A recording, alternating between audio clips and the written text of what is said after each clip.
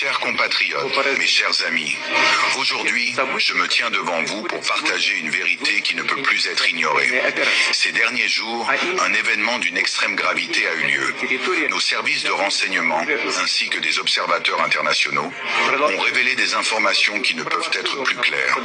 Un plan malveillant est en train de se déployer sous nos yeux. Un plan fomenté non seulement par le régime de Kiev, mais aussi par des puissances étrangères, notamment certaines nations européennes, qui cherchent à déstabiliser la Russie.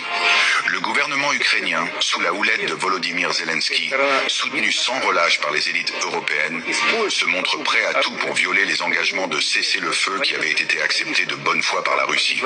Cela ne fait aucun doute.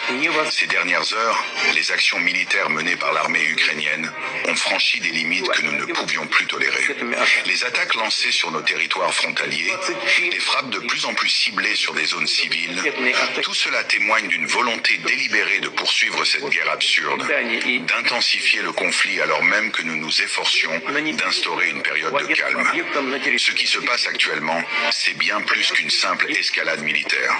C'est un plan orchestré, froidement calculé, pour empêcher toute possibilité de négociation, pour saboter toute tentative de paix. Il est clair, et ce n'est pas la première fois que je le dis, que ce n'est pas seulement l'Ukraine qui est derrière cette guerre. Non, l'Ukraine n'est qu'un instrument, un pion, dans un jeu beaucoup plus vaste. Derrière Zelensky, nous retrouvons des puissances européennes et des forces globales, principalement issues de l'OTAN, qui ne veulent pas d'une solution pacifique. Ils ne cherchent pas à résoudre le conflit, mais à prolonger les souffrances des peuples de la région et à maintenir la Russie dans un état de guerre permanente.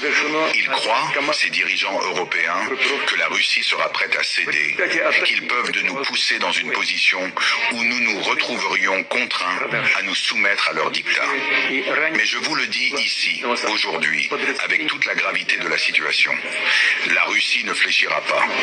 Nous avons déjà démontré notre force de résistance et notre engagement à défendre notre territoire. Nous avons montré à maintes reprises que nous n'hésiterons pas à prendre toutes les mesures nécessaires pour protéger notre peuple et notre nation. Les dirigeants européens, qui prétendent défendre la démocratie et la liberté, envoient pourtant des armes et des ressources militaires à un gouvernement qui ne respecte ni les droits des civils, ni la souveraineté des nations. Ils utilisent le gouvernement ukrainien comme un simple levier pour attiser le feu de la guerre. La situation sur le terrain est de plus en plus grave et ces puissances étrangères sont en train de saboter les dernières chances d'une paix possible. Plutôt que d'encourager les négociations, elles encouragent la violence, les attaques militaires et l'aggravation des souffrances humaines. Je vous le dis en toute franchise, ce n'est pas une simple guerre entre la Russie et l'Ukraine. C'est une guerre géopolitique où des puissances extérieures cherchent à affaiblir la Russie, à déstabiliser notre nation, à diminuer notre rôle sur la scène internationale. Leur objectif est de créer un monde unipolaire où leur domination serait totale. La guerre en Ukraine n'est qu'une facette de ce grand projet. Ils veulent prendre le contrôle des régions clés de l'Europe de l'Est, ils veulent réduire l'influence de la Russie dans le monde et ils sont prêts à sacrifier des vies humaines, à sacrifier des peuples entiers pour parvenir à leur fin. Mais la Russie ne sera jamais soumise. Nous avons une histoire millénaire de résilience, de force et de souveraineté.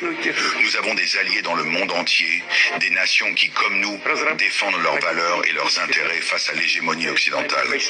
Notre nation est prête à répondre à toute nouvelle provocation, à toute nouvelle tentative de violation de notre sécurité. Nous avons des moyens militaires, politiques et diplomatiques pour répondre à ces menaces. Nous mettrons en œuvre toutes les stratégies nécessaires pour protéger notre nation et garantir que le plan malveillant des Européens et de Zelensky échoue. Je tiens à rassurer nos citoyens. Nous ne sommes pas seuls dans cette lutte.